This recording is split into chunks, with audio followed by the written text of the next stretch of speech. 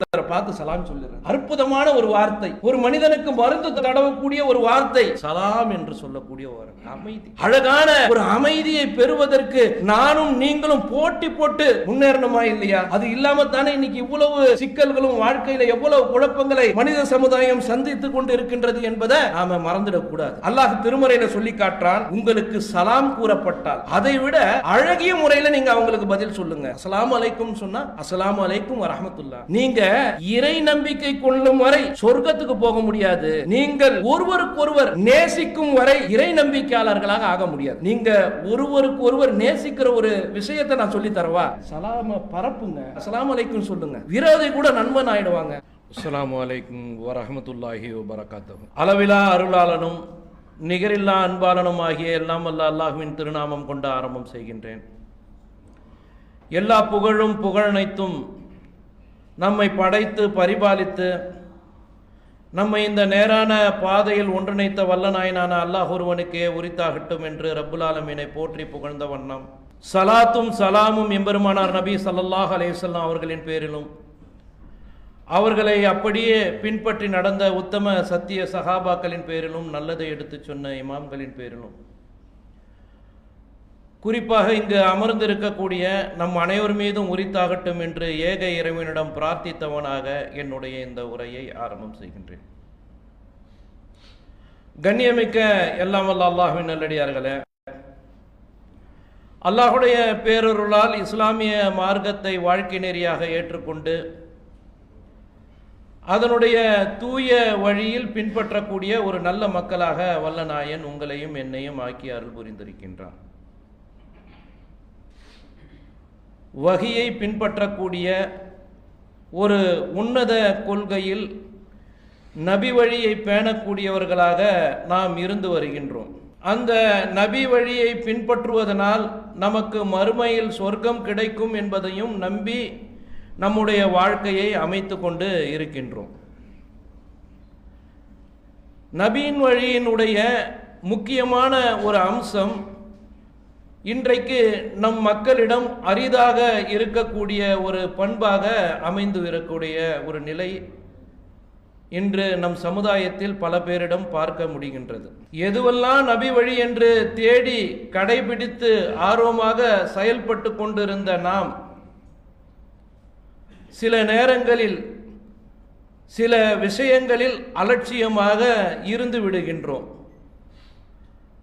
அதில் ஒன்றுதான் இன்ன பிற மனிதர்களை பார்த்து நாம் சொல்லக்கூடிய முகமன் சலாம் என்று சொல்லக்கூடிய ஒரு அம்சம். சலாம் என்பது நபி வழி. அல்லாஹ் ரப்புல் ஆலமீனும் அல்லாஹுடைய தூதரும் நமக்கு கட்டளையிட்ட ஒன்று என்பதே இன்று வரக்கூடிய மக்களுக்கு மறந்துவிடக்கூடிய அளவிற்கு செல்லக்கூடியதாக இருக்கின்றது. அன்றாடும் பல பேரை சந்திக்கின்றோம், பல மனிதர்களை சந்திக்கின்றோம். இன்னும் சொல்ல போனால் பிற சமுதாய மக்களுக்கு மத்தியில் நம்மை தனியாக எடுத்து காட்டக்கூடிய ஒரு அருமையான வாழ்த்தை அல்லாஹும் அல்லாஹுடைய தூதரும் கற்று தந்திருக்கிறாங்க. யாருக்குமே கிடைக்காது இந்த வாய்ப்பு. ஒரு துக்க வீட்டுக்கு போனாலும் சரி, ஒரு சந்தோஷமான வீட்டுக்கு போனாலும் சரி, அங்கு நாம் சொல்லக்கூடிய அஸ்ஸலாமு அலைக்கும் உங்கள் மீது சாந்தி உண்டாகட்டும் என்று சொல்லக்கூடிய ஒரு வார்த்தை என்பது எங்கு தேடினாலும் கிடைக்காத ஒரு அற்புதமான ஒரு பழக்கத்தை இஸ்லாம் நமக்கு வழங்கி இருக்கின்றது. இதை நாம் பெருமைப்படுத்தி பல மக்கள்கிட்ட சொல்லக்கூடியவர்களாக கூட இருப்போம். எப்படியான ஒரு வார்த்தையை இறைவனும் இறை தூதரும் நமக்கு கற்று தந்திருக்கிறாங்க அப்படின்றத நாம் பிற மக்களுக்கு எடுத்து சொல்லுவோம்.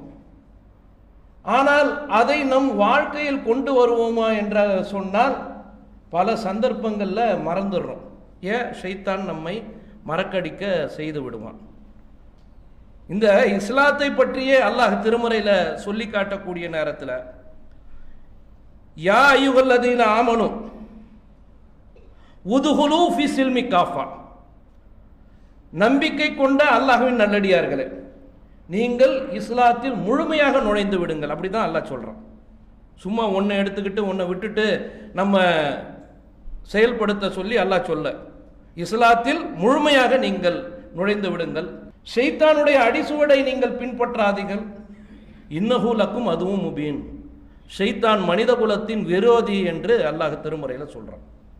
அப்போ எது இஸ்லாமோ, எது இஸ்லாமிய நடைமுறையோ அதை நாம் விட்டு விட்டோம் என்று சொன்னால் முழுமையாக இஸ்லாத்தில் நுழைஞ்சவர்களாக நம்ம ஆக முடியாது. அல்லாஹ் திருமுறையில் சொல்லக்கூடிய விஷயம். அப்போ நாம் நம்முடைய வாழ்க்கையில் எதெல்லாம் சிறந்தது என்று தேடி பிடித்து நாம் ஒரு பொருளை வாங்குவதாக இருந்தாலும் சரி, இன்ன பிற அம்சங்களை செய்யறதா இருந்தாலும் எது பெஸ்ட்டுன்னு நாம் செலக்ட் பண்ணக்கூடிய ஒரு தன்மையுடைய நாம இஸ்லாத்தில் சிறந்தது எது என்பதை தவறவிடக்கூடியவர்களாக இருக்கின்றோம். அல்லாஹுடைய தூதர் ஸல்லல்லாஹு அலைஹி வஸல்லம் அவங்க கிட்ட ஒரு தோழர் வந்து கேட்கிறார். என்ன கேட்கிறார்னா, இஸ்லாத்தில் சிறந்தது எதுன்னு எனக்கு சொல்லி கொடுங்க அப்படின்னு கேட்குறாங்க.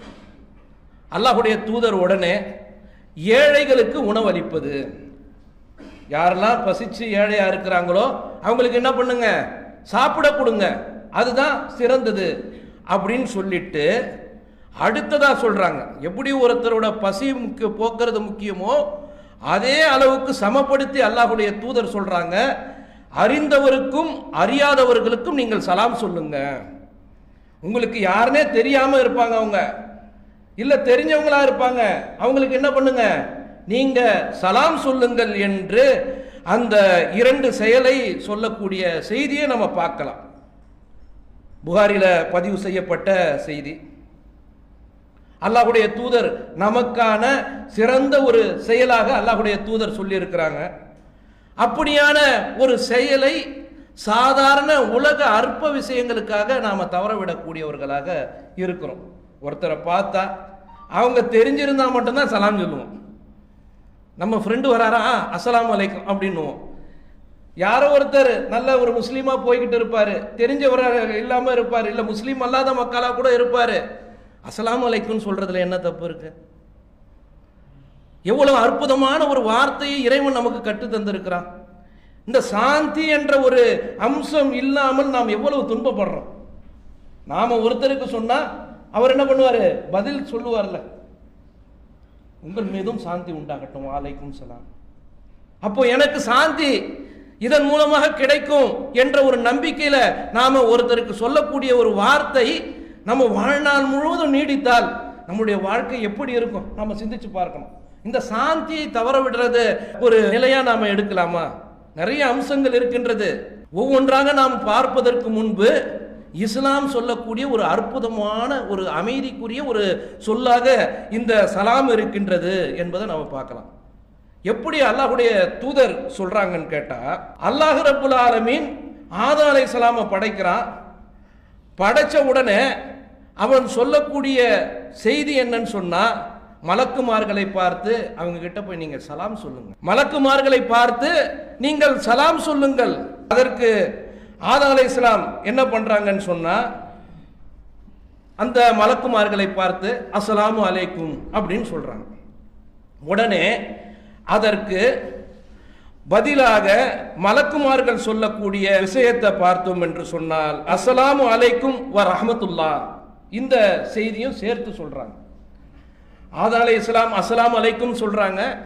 உடனே மலக்குமார்கள் என்ன சொல்றாங்க, உங்கள் மீது இறைவனின் கருணையும் உண்டாகட்டும், நான் உங்களுக்கு சாந்தி உண்டாகட்டும் சொல்றேன், வ ரஹ்மத்துல்லாஹ் என்று சொல்லக்கூடிய உங்கள் மீது கருணையும் உண்டாகட்டும் என்று கற்றுத்தரக்கூடிய செய்தி அல்லாஹ் கூறியதாக அல்லாஹ்வுடைய தூதர் சொல்றாங்க. நாம எத்தனை பேரை பார்த்த உடனே அஸ்ஸலாமு அலைக்கும்னு சொல்லுவோம். அதுலயும் குறிப்பா தெரிஞ்சவங்களை பார்த்தா அதை மறந்துடவே செய்வோம். என்னங்க வாங்க அப்படின்னு உட்கார வைப்போமே தவிர அதை சொல்லக்கூடிய ஒரு பண்பை நாம் இழக்கக்கூடியவர்களாக இருக்கிறோமா இல்லையா? நாம நம்மளுடைய அன்றாட வாழ்க்கையில நாம திரும்பி திரும்பி அப்படியே ரிமைண்ட் பண்ணி பார்த்தாலும் இந்த செய்தி நமக்கு கிடைக்கக்கூடியதாக இருக்கும். ஆனா அல்லாஹுடைய தூதர் இதை ஒரு கட்டளையாகவே பிறப்பிக்கின்றார். இந்த சலாம் சொல்றத ஒரு கட்டளையாக 7 கட்டளைகளை அல்லாஹுடைய தூதர் நமக்கு பிறப்பித்தார்கள் என்று ஒரு செய்தியை நம்ம பார்க்கலாம். அதுல முதலாவதாக ஒரு நோயாளியை நீங்க நலம் விசாரிக்க போங்க. யாரெல்லாம் நோய் பெற்று இருக்காங்களோ அவங்கள போய் நலம் விசாரிங்க. யாருன்னா மௌத்தாயிட்டாங்கன்னா அவங்க ஜனாசால கலந்துக்கிட்டு அதை பின்தொடரக்கூடிய ஒரு காரியத்தை செய்யுங்க. யாருன்னா தும்பிட்டாங்கன்னா அவங்களுக்கு பதில் சொல்லுங்க. அவங்க அல்ஹம்துலில்லாஹ் சொன்னா ரஹமக்குமுல்லா என்று நீங்கள் பதில் சொல்லுங்கள். அதே போல இயலாதவருக்கு உதவி செய்யுங்க. யாரெல்லாம் இயலையோ அவங்களுக்கு உதவி செய்யுங்க. அதுக்கு அடுத்தது சலாம் சொல்லுங்கன்னு சொல்லலை, சலாத்தை நீங்கள் பரப்புங்கள் என்று அல்லாஹ்வுடைய தூதர் சொல்றாங்க. சலாமை நீங்க பரப்புங்க அப்படின்னு சொல்லிட்டு சத்தியம் செஞ்சிட்டாருன்னா அதை நிறைவேற்றுறதுக்காக நம்ம உதவி செய்யணுமா. அந்த 7 விஷயங்களை நபி ஸல்லல்லாஹு அலைஹி வஸல்லம் எங்களுக்கு கட்டளையிட்டார்கள் என்று நபி தோழர்கள் சொல்றாங்கன்னு சொன்னா, எந்த மாதிரியான ஒரு கட்டளை பாருங்க. ஒரு நோயாளியை நலம் விசாரிக்கிறதும் அடுத்தவரை பார்த்து சலாம் சொல்றதும், ஏழைக்கு சாப்பாடு கொடுக்கறதும் அவங்களுக்கு சலாம் சொல்றதும் ஒண்ணு. அதே போல ஒருத்தர் கஷ்டத்தில் இருக்காரு, அவர் கஷ்டத்துல நீக்கிறதுக்கு இக்கவலியது நீ ஒருத்தரை பார்த்து சலாம் சொல்லிடுறது. அப்படியான ஒரு வார்த்தை தானுங்க, அற்புதமான ஒரு வார்த்தை. ஒரு மனிதனுக்கு மருந்து தடவக்கூடிய ஒரு வார்த்தை எது? சலாம் என்று சொல்லக்கூடிய ஒரு அமைதி. அழகான ஒரு அமைதியை பெறுவதற்கு நானும் நீங்களும் போட்டி போட்டு முன்னேறணுமா இல்லையா? அது இல்லாம தானே இன்னைக்கு இவ்வளவு சிக்கல்களும் வாழ்க்கையில எவ்வளவு குழப்பங்களை மனித சமுதாயம் சந்தித்து கொண்டு இருக்கின்றது என்பதை நாம மறந்துடக்கூடாது. அதே போல அல்லாஹ்வுடைய தூதர் சொல்றாங்க, ஒரு சிலர் சலாம் சொல்லுவாங்க, நமக்கு பார்த்து அஸ்ஸலாமு அலைக்கும் அப்படின்னு சொன்னா பதில் சொல்ற மக்களை நம்ம பார்க்கிறோம். நம்ம கிட்ட அது இருக்காது, அரிதா இருக்கும். இன்னும் பிற மக்களை பார்த்தா, அதுவும் சொல்ல போனா உயர்ந்தவர்களாக இருந்தாங்கன்னு சொன்னா அவங்கள பார்த்து சலாம் சொன்னா தலையாட்டுவாங்க. ஒரு சிலர் பதில் சொல்லவே மாட்டாங்க. நாம ஏதோ மரத்துக்கு சொன்ன சலாம் மாதிரி இருக்கக்கூடிய ஒரு நிலை நம்ம மக்கள் கிட்ட இருக்குது. அல்லாஹ்வுடைய தூதர் சொல்றாங்க, அல்லாஹ் திருமறையில சொல்லி காட்டுறான், உங்களுக்கு சலாம் கூறப்பட்டால், எப்படி அல்லாஹ் கட்டளையிடுறான் பாருங்க, அதை விட அழகிய முறையில் நீங்க அவங்களுக்கு பதில் சொல்லுங்க. அஸ்ஸலாமு அலைக்கும் சொன்னா அஸ்ஸலாமு அலைக்கும் வரஹ்மத்துல்லாஹ், எப்படியான ஒரு வார்த்தை. அதை விட அழகா நீங்க சொல்லுங்க. சரிப்பா, அது சொல்றதுக்கு ஏதோ உனக்கு தடையா இருக்கு அப்படின்னு நீங்க நினைச்சுக்கிட்டீங்கன்னா அதையாவது திருப்பி சொல்லுங்க, அலைக்கும் சலாம் என்ற ஒரு வார்த்தையாவது சொல்லுங்க. ஏன் தெரியுமா? அல்லாஹ் சொல்றான், இன்னல்லாஹ கான அலா குல்லி ஷைஇன் ஹிசாப், அல்லாஹ் கணக்கெடுப்பவனாக இருக்கின்றான். உங்களை நீங்க செய்யறத அல்லாஹ் கணக்கெடுக்க கூடியவனாக இருக்கிறான். ஒருத்தர் சலாம் சொல்றான், அதை விட அழகான முறையில சொல்லுப்பா, இல்லைன்னா அதுக்கு பதிலாவது சொல்லு. சொல்லாம உங்கள் மீது உள்ள பகைமை, உங்களுக்கு இருவருக்குள்ள வெறுப்பு, அதை சொல்ல மறுத்திடக்கூடாது. ஏன் சொன்னா அல்லாஹ் கணக்கெடுத்துன்னு இருக்கிறான். அவர் சொல்லிட்டார்ல, நீ ஏன் சொல்லல அப்படின்னு நாளைக்கு மறுமையில கேள்வி கேட்பானா. அப்போ நாம இந்த உலகத்திற்காக இந்த ஒரு வாய்ப்பை தவறவிடக்கூடாது என்று திருமறை சொல்லக்கூடிய ஒரு விஷயத்தை பார்க்கலாம். இன்னொரு ஸ்டெப் மேல அல்லாஹ்வுடைய தூதர் சொல்லக்கூடிய செய்தி, நீங்க இறை நம்பிக்கை கொள்ளும் வரை எதுக்கு போக முடியாது? சொர்க்கத்துக்கு போக முடியாது அல்லாஹ்வுடைய தூதர் சொல்றாங்க. அதே போல நீங்கள் ஒருவருக்கொருவர் நேசிக்கும் வரை இறை நம்பிக்கையாளர்களாக ஆக முடியாது. 2 பேரும் நேசிக்கணுமா, அப்பதான் இறை நம்பிக்கையாளர்களாக நாம ஆக முடியும். அப்படி ஆனாதான் நாம சொர்க்கம் செல்ல முடியும் அப்படின்ட்டு நீங்க ஒருவருக்கு ஒருவர் நேசிக்கிற ஒரு விஷயத்தை நான் சொல்லி தரவா? அல்லாஹ்வுடைய தூதர் கிளாஸ் எடுக்கிறாங்க நமக்கு. எப்படி 2 பேருக்கும் ஒரு பகைமை இருக்குது, பிரச்சனை இருக்குது, 2 பேரும் நேசத்துக்குரிய ஒரு வார்த்தையை நான் உங்களுக்கு சொல்லி தருமா அப்படின்னு சொல்லிட்டு நீங்க என்ன பண்ணுங்க, சலாம பரப்புங்க, சொல்லுங்க, அஸ்ஸலாமு அலைக்கும் சொல்லுங்க. விரோதி கூட நண்பன் ஆயிடுவாங்க. நம்ம மேல அந்த வார்த்தையினுடைய அர்த்தத்தை தெரிந்தவனாக இருந்தால் என்ன பண்ணுவான்? நம்ம இவ்வளவு துரோகம் செஞ்சோம், ஆனா அவன் என்ன பார்த்து சலாம் சொல்லிட்டான், எனக்கு அமைதி வேணும்னு சொல்றான். என்னுடைய நண்பர் பிரார்த்திக்கிறார் நமக்காக, நாம அவருக்காக பிரார்த்தனை பண்ணுவோமே, அலைக்கும் சலாம் வராங்க. பதில் சொல்லக்கூடிய நேரத்தில் 2 பேருக்கும் மத்தியில் இருக்கக்கூடிய பகைமை விலகுமா இல்லையா? இன்னைக்கு பார்த்தோம் என்று சொன்னால் ஒரே இல்லத்தில் இருந்து கொண்டு அண்ணனும் தம்பியும் பேச மாட்டேன்றாங்க, சலாம் கூட சொல்ல மாட்டேன்றாங்க. அந்த வீட்டு மருமகளும் மாமியாரும் சண்டை போட்டுக்கிறாங்க, பேச மாட்டேன்றாங்க. பல மாத காலங்களாக பேசாதல் இருக்கின்றார்கள். தாய் தகப்பனிடம் பேசாத மனிதர்கள்லாம் இருக்கிறாங்க இன்னைக்கு. கொள்கையை சொல்லக்கூடிய மக்கள் கூட இன்னைக்கு இருக்கிறாங்க. அதுக்கு 1000 காரணம் சொல்லுவாங்க. அது பெரும்பாவம் என்பதை மறந்து விடக்கூடிய மக்களும் இருக்கின்றார்கள். சலாம் சொல்லுங்க, அஸ்ஸலாமு அலைக்குமா அப்படின்னு சொன்னா உங்க மீது சாந்தி உண்டாகட்டும். என் மாவன் எனக்கு சலாம் சொல்லிட்டான், நீயாப்பா எனக்கு சலாம் சொன்ன. தாய் மகிழ்ச்சி அடைவார். ஒரு குடும்பத்தில் ஒரு அண்ணனை பார்த்து புன்முறுவல் இருவதும் ஒரு தர்மம்ட்டு சொல்றாங்க. சகோதரனை பார்த்து சிரிக்கிறது.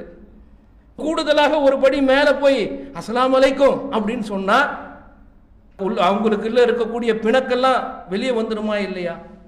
நாம சிந்தித்து பாருங்க. ரொம்ப இலகுதாங்க. ஒருத்தர் கோபமா நம்மளை முறைக்க வராரு, அவரை பார்த்து சாந்தி, அஸ்ஸலாமு அலைக்கும், வாங்க உட்காருங்க, ஏன் கோவப்படுறீங்க அப்படின்னா கொஞ்ச நேரத்தில் இல்லை பாய் கொஞ்சம் அப்படின்னு அவர் இறங்கிடுவார். ஏன்? அப்படியான ஒரு வார்த்தையை இறைவன் நமக்கு கற்று தந்திருக்கின்றான். அதை நாம தவற விடுறோம். எவ்வளவு பெரிய பிரச்சனையா இருந்தாலும் சலாம் என்ற ஒரு வார்த்தையை அல்லாஹ் அங்கீகரித்து விட்டான் என்று சொன்னால் அது நமக்கு மிகப்பெரிய ஒரு பாக்கியமாக அமைந்து அமைதியான ஒரு வாழ்க்கையை வாழக்கூடிய ஒரு முறையை நமக்கு தருதா இல்லையா? நாம சிந்திச்சு பார்க்கணும். அல்லாஹுடைய தூதர் சொல்லி காட்டுகின்றாங்க சொர்க்கத்துக்கு செல்லக்கூடிய ஒரு வாய்ப்பை பற்றி. மக்களே, சலாமை நீங்க பரப்புங்க, ஏழைகளுக்கு உணவளியுங்கள், மக்கள் உறங்கும் பொழுது என்ன பண்ணுங்க, நீங்க நடு இரவில் விழித்து தொழுங்கள், நீங்கள் சாந்தியுடன் சொர்க்கம் போகணும். எப்படியான வார்த்தை பாருங்க. ஏழைக்கு உணவளிக்கணுமா, சலாத்தை பரப்பணுமா, தஹஜ்ஜத் நின்று இரவுல தொழக்கூடிய ஒரு பாக்கியம் நமக்கு கிடைக்கிற அளவுக்கு சலாத்தை சொல்றாங்க. நீங்க அப்படி செஞ்சிட்டீங்கன்னு சொன்னா ரொம்ப அமைதியா சொர்க்கத்துக்கு போயிடலாம், எந்த கஷ்டமும் இல்லை. அப்படித்தானே? இந்த வாழ்க்கையில நாம கஷ்டமான ஒரு செயலையா அல்லாஹ்வுடைய தூதர் சொல்லி இருக்கிறாங்க. நமக்கு முன்னாடி எத்தனையோ ஏழைகள் போவாங்க. அந்த ஏழைகள் நம்ம வீட்டை நாடி வந்து அஸ்ஸலாமு அலைக்கும் வெளியில இருந்து சொல்லுவாங்க. அவங்க வறியவர்கள் சலாம் சொல்றாங்க. அல்லாஹ்வுடைய தூதர் காட்டி தந்த பண்பு, ஒரு வீட்டுக்குள்ள நீங்க நுழையறதுக்கு முன்னாடி 3 முறை நீங்க சலாம் சொல்லுங்க, பதில் இல்லைன்னா போயிடுங்கன்ட்டு. அவங்க அழகான முறையில் சொல்லுவாங்க. ஏமா கத்தரை வெளியில இருந்து உள்ள இருந்து வெளியே வரக்கூடிய குரல். அவங்களுக்கு நமக்கு அமைதி வேண்டும்னு பிரார்த்தனை செய்கிறாங்க. நம்ம கையில் காசு இருக்குதோ ஏதோ உணவு இருந்தால் அவங்களுக்கு கொடுத்து அதை வாங்கிட்டாங்கன்னா அவங்களுடைய நப்சு நமக்காக பிரார்த்தனை செய்யும்.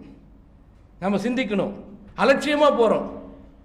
இன்றைக்கு ஒரு அரசனை பார்த்து ஒரு ஆண்டி சொல்லக்கூடிய வார்த்தை எதுவாக இருக்குது பார்த்தீங்களா?